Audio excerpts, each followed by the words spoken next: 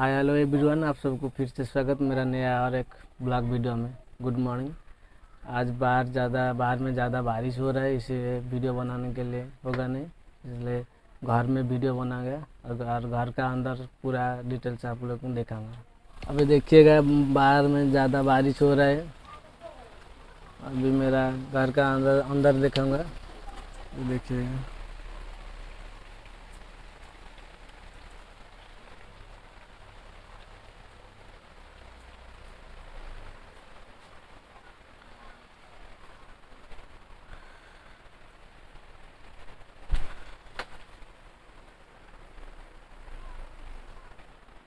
अभी खाना रेडी हो गया, अभी मैं खाना खाऊंगा।